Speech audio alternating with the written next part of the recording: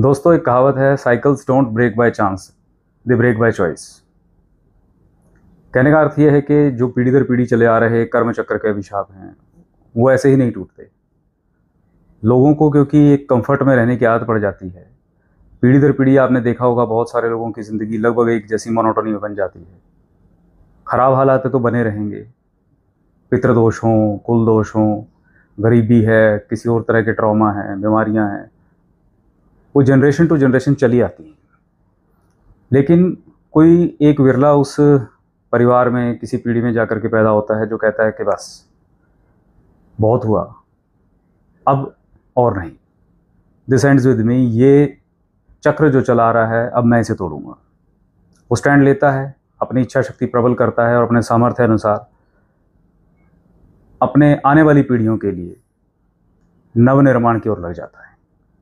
लेकिन क्या ये इतना सहज है? अवसर तो ईश्वर ने सबको दिया है। जो जितनी ज़्यादा पीड़ा से गुजरेगा, समझ लो उसके पास ज़्यादा अवसर है, उसके ऊपर ज़्यादा अपॉर्चुनिटी हैं इस चीज़ को लेकर के, क्योंकि वो पीड़ा से गुजर रहा है, किस पीड़ा से मुक्त हो जाए। लेकिन कितने लोग ऐसा करते हैं?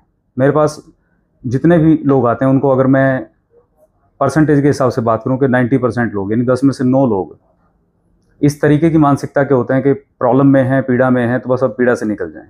कोई पेन किलर वाला तरीके का कोई ऐसा रेमेडी, कोई उपाय बता दूं कि बस उनके मनोरथ पूरे हो जाएं, बस ज़िंदगी आराम से हो जाए। कोई इस रूट कोज की तरफ देखना ही नहीं चाहता कि क्यों ये ज़्यादा पीड़ा उन्हीं को हुई, क्यों पीढ़ी दर पीढ़ी चले आ रहे जो एंसेस्ट्रल कर्स हैं वो उन्हीं की कुंडली में इंडिकेट हो रहे हैं।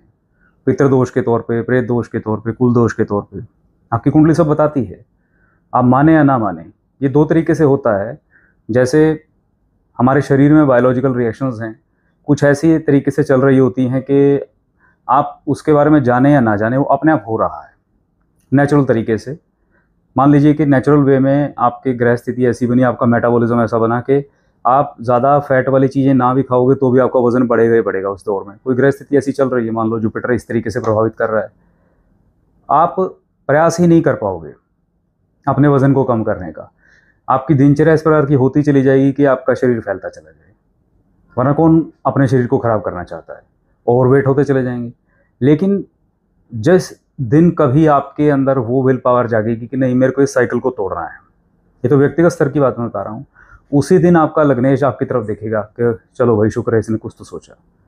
आप जैसे ही, भले ही विपरीत दशा चल रही है, लेकिन आपने विल पावर स्ट्रॉन्ग करके सुधार करने की, उस साइकिल को तोड़ने की सोची, आपका लग्नेश एक्टिव होगा। अगर उसको सपोर्ट करने वाला कोई ग्रह होगा लग्नेश को आपके इस पर्पज़ में, तो आप 1 महीना, 2 महीना, 4-6 महीने अपने ऊपर मेहनत करके अपने आप को दोबारा से फिट कर लेंगे। लेकिन अगर लग्नेश की सपोर्ट करने वाला कोई नहीं होगा तो भी आप फिट नहीं कर पाएंगे। कितनी दुनिया ऐसी है, जिम में जाते हैं, रोज़ पसीना बहा रहे हैं, बाहर सड़कों पे, पार्क में, कहीं जाकर के आप देख लीजिए, कहते हैं वज़न वहीं का वहीं पड़ा है।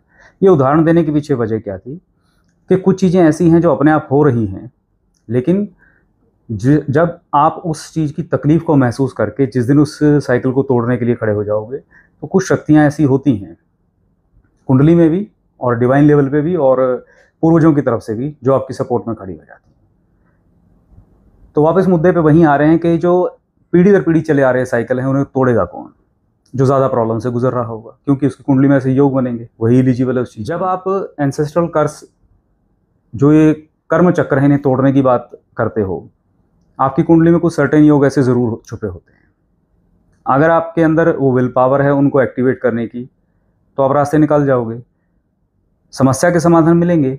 एक चॉइस होगी वहाँ पर कि अब रुकना है कि आगे बढ़ना है। जैसा मैंने बोला, 90% लोग जो होते हैं, 10 में से 9 लोग जो होते हैं, वो केवल आराम आने तक ही काम करते हैं। डॉक्टर के पास तभी तक जाएंगे कि आराम हो जाए। उनमें से कोई एक ऐसा होगा जो कहेगा कि अब आगे बताइए डॉक्टर साहब, या एस्ट्रोलॉजर को कहेगा कि आगे बताएं कि मैं प्रॉब्लम में आऊँ ही ना, अपनी ज़िंदगी को और बेहतर तरीके से आगे दिशा दे सकूं। वो एक व्यक्ति होता है जो कार्मिक चक्र को तोड़ता है, आने वाली पीढ़ियों के लिए बुनियाद ऐसी बना के जाता है कि सबके लिए रास्ते आसान हो जाते हैं। क्योंकि हमारा जो जीवन मिला है, ये रोज़मर्रा की ये जो आधारभूत फंडामेंटल रोटी कपड़ा और मकान की ज़रूरतें हैं ना, इनके लिए मात्र नहीं है। इसका इंतज़ाम तो सभी के लिए भगवान ने किया ही है। लेकिन समस्या ये है कि ज़्यादातर लोगों की जो ज़िंदगी है ना, उन चीज़ों पर समय लग रहा है जो शायद इतना आवश्यक भी नहीं था। रोटी कपड़ा मकान फंडामेंटल ज़रूरतें हैं, इनके ऊपर ध्यान उसके अलावा जो एक फेक आइडियोलॉजी है संसार की, लोग उस चीज़ में लग गए। भौतिक महत्वाकांक्षाएं अपनी जगह हैं।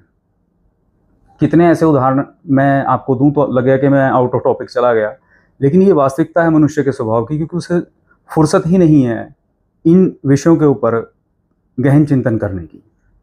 तो ये माया है डिस्ट्रैक्शन की, ये हर तरफ आपको मिलेगी, और यही है जो आपको अपने कार्मिक चक्र को तोड़ने से रोकती है, डिस्ट्रैक्ट करती है, इसलिए कंफर्ट जोन में ले आती है।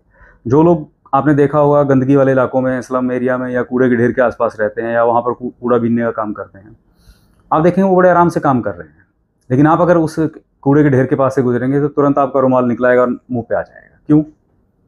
क्योंकि आपको उस चीज़ की आदत नहीं है, लेकिन वो बड़े मज़े से वहाँ पे रह रहे हैं, काम कर रहे हैं, क्योंकि उन्हें आदत पड़ गई है। इसी तरह लोगों के कार्मिक चक्र इसलिए नहीं टूटते हैं क्योंकि उन्हें उसी माहौल में रहने की पीढ़ी दर पीढ़ी आदत पड़ जाती है। वो कार्मिक चक्र टूटेगा तो तब ना जब वो महसूस हो, यानी गंदगी तो तब साफ होगी ना अगर गंदगी महसूस हो।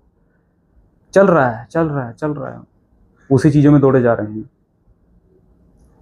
अगर कुंडली के अंदर पीढ़ी दर पीढ़ी गरीबी चली आ रही है, बहुत सारे घर आपने देखे होंगे, लोग ऐसे होते हैं, उनके घर में कभी कोई ऐसा विरला आएगा, सेकंड हाउस और 11th हाउस में अगर क्रूर ग्रहों का योग बन रहा है, तो वो धन को लेकर के ही उसके प्रयोजन रहेंगे और उन साइकिल्स को तोड़ने का प्रयास करेगा। अब जो इंडियन एस्ट्रोलॉजी में बिलीव करते हैं, स्पिरिचुअलिटी में बिलीव करते हैं, वो उस तरीके की प्रैक्टिस से काम करते हैं। अब जो इन चीज़ों को नहीं समझते, क्योंकि बिलीव करने के लिए समझना तो ज़रूरी होता है, जो जिनकी समझ से परे हैं ये सब चीज़ें, वो भी भाग्य है उनका, उन्हें अवसर नहीं मिलता। वो लोग जब ये विल पावर ही जागती है तो कुंडली का थर्ड हाउस अपने आप एक्टिवेट हो जाता है, जैसे मैं हमेशा बोलता हूँ।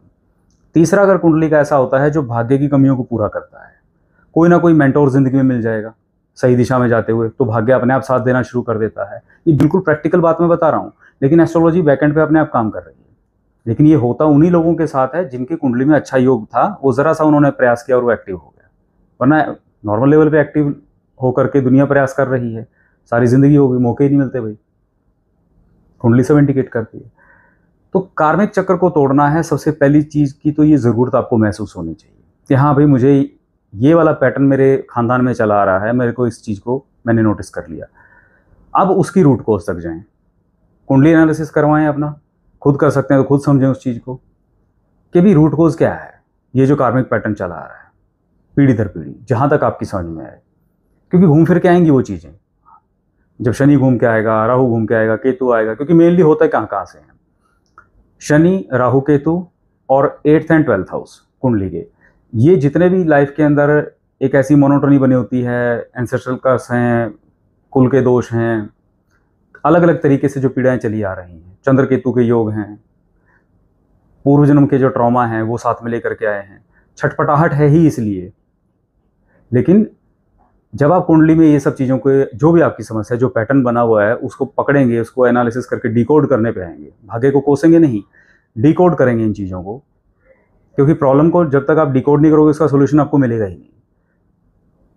तो आपने कुंडली एनालिसिस से अपने पैटर्न को डिकोड कर लिया कि इसका रूट कोज ये है, फिर अपने गुरु, अपने ज्योतिषी के साथ मिलकर के उसके समाधान पे काम कीजिए।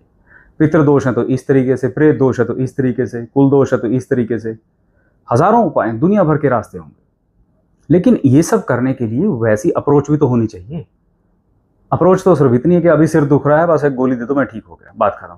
अरे वो बार बार हर रोज क्यों हेडेक हो रहा है आपको? आप उस पैटर्न को ऑब्जर्व करेंगे, उसके रूट कोज तक जाएंगे, तभी उसका निदान हो पाएगा।